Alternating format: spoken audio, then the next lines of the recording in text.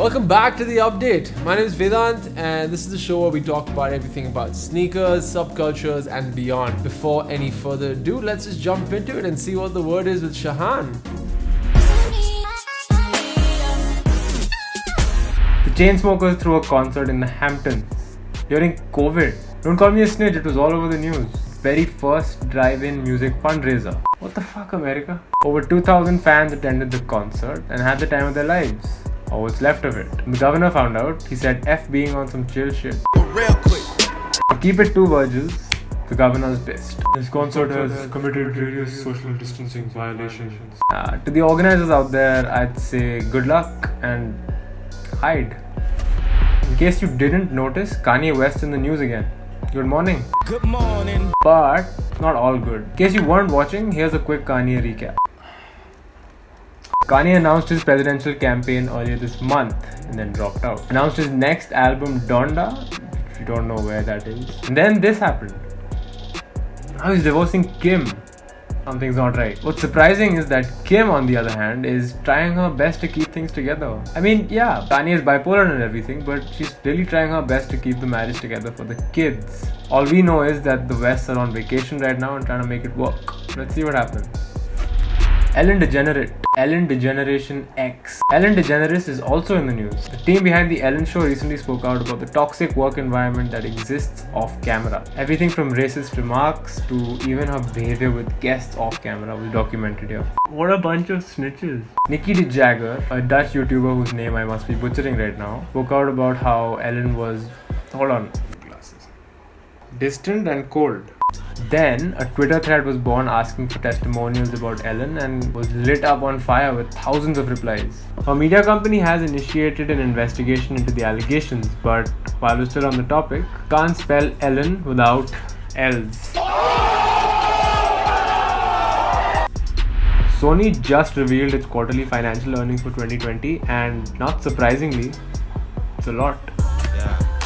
No one's buying that PS5 Wi-Fi router looking thing. These are some pretty impressive stats though. Take a look. 91 million PS4 games were sold between April and June, which is 83% more than last year at this time. $5.7 billion came from just the gaming division of Sony this year. Now while these figures are great, it begs the question, are people working from home or playing from home?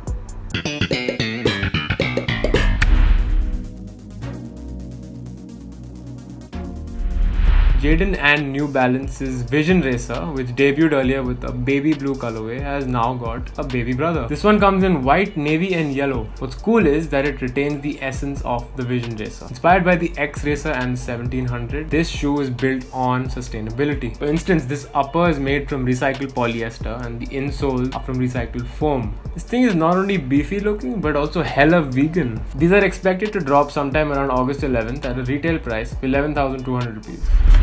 China's in the news once again. This time it's a pair of sneakers though, no worry. Directly inspired by Beijing, the Air Jordan 7 China colorway is based on meaningful details from the Forbidden City. Forbidden as fuck, dude, know where I'm going. Are we still recording? The artwork, the dragon skin texture, even the number 9 on the heels, which is inspired by Michael Jordan's Olympic team number, and also a Chinese symbol for greatness. Big fan. These dropped on the 7th of August on Nike Sneakers China, but we can expect these to come to Nike India anytime soon at a retail price of 17,000 rupees. Michael Jordan's infamously banned red and black Airship Pros are finally releasing to the public. Fun fact, Michael Jordan only wore these 3 times during the 1984-85 preseason. Nike was fined $5,000 each time he wore these on court because they violated the uniform regulations at the time. This formerly unreleased shoe will be releasing exclusively through Italian retailer Backdoor Bottega sometime this month. Stay tuned for updates.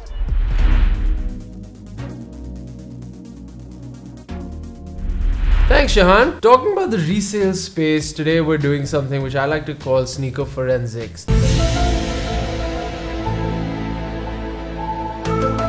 That is when a sneaker hits a ceiling and is effectively declared dead. We've seen this happen several times in the past, and once you're getting into resale, it's extremely important to identify when a sneaker is about to hit the ceiling and decide when to sell accordingly. We're going to pick up 3 specific sneakers to talk about. To start with, a fairly recent release, we're talking about the Strange Love Dunks by Nike. They dropped early February. Before release, resale was expected and was trading for early pairs at around $400. No one expected them to cross $500 really. Of course, about a month later, the infamous spike in the sneaker world led to the Strange Loves hitting almost $1,000. A lot of people thought they'd keep going, but we were pretty sure that they wouldn't, and thus we sold every pair we had at the point. Surely enough, the pair's price point has not moved up since then and has been hovering at the exact same space. But on the same time, Travis Scott Dunks were trading at the same $1,000 odd, at which point we were sure they'd keep shooting up. So I made it a point to invest as much money as we could into Travis Scott Dunks, and surely enough, today Travis Scott Dunks are trading at almost $2,000, and most people are sure they're going to continue rising in certain sizes. The next sneaker to talk about in this space is the Air Fear of God 1, an incredible shoe, an incredibly exclusive collaboration, and supremely hyped, but it just couldn't cross $800. For some reason, the market just didn't agree with the shoe.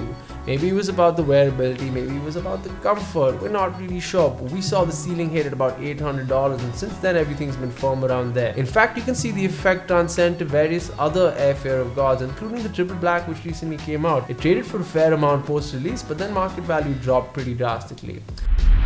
And the last and final sneaker we're talking about today on Sneaker Forensics is the Yeezy V1 Turtle Dove. Right after release, most V1s were trading at incredibly high market values at over $1,000. Soon enough, when the V2s emerged, the V1s went even further up, and for the longest time, a Turtle Dove would be $2,000 and up in a brand new condition. This was the time to sell, late 2018, because come 2019, Yeezy releases skyrocketed, and market value for Yeezys in general came down at an average, and market value for the older releases dropped drastically. Turtle Doves, Oxford Tans, Moon Rocks, all which trading at mid-thousands are now worth around $1,000, even lesser. So these are three sneakers whose ceilings in retrospect are of course extremely clear. But how do you spot them early on? How do you know a sneaker's really hit its ceiling and is not going up any further? Well, there's a few signs which are really helpful. The first and foremost, my favorite, is the value demand graph. When you're trading in a market, it's very important to understand where a sneaker stands in terms of value and demand. Value is sufficiently easy to spot using multiple platforms and websites and other resellers. It's pretty easy to standardize the value around a sneaker, but the demand comes more from interaction with audience and looking at volumes of sales. Once you know where a sneaker stands on this graph, it's pretty simple to figure out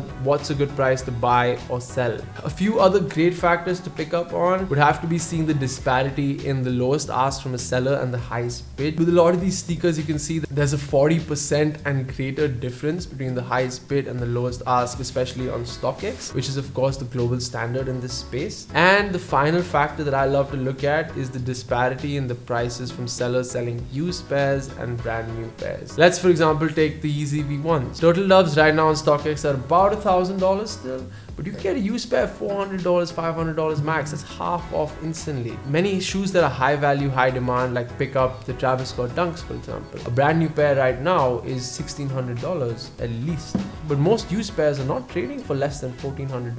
We see most of them going on $1,400, $1,450, $1,500, and this is where understanding the value demand graph makes a big difference in selling. You know where to price your used pairs as well. And well, that's about it for me. No buy and sell calls today, but just a few things that I want to talk about in the resale space. If you found any value in this, do let me know in the comments below and we'll talk about it. This week we asked you a question.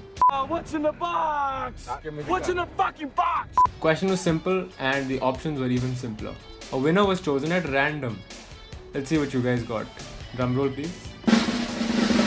It's the MX 90. Congratulations to the winner. To those of you who couldn't get it this time, don't worry. I'll see you at the next one. And that's about it for today. Thank you so much for watching this video. If you enjoyed it, make sure to like it and subscribe to the channel to stay tuned for more content, and we'll see you next week. Peace. Jesus Christ, this child is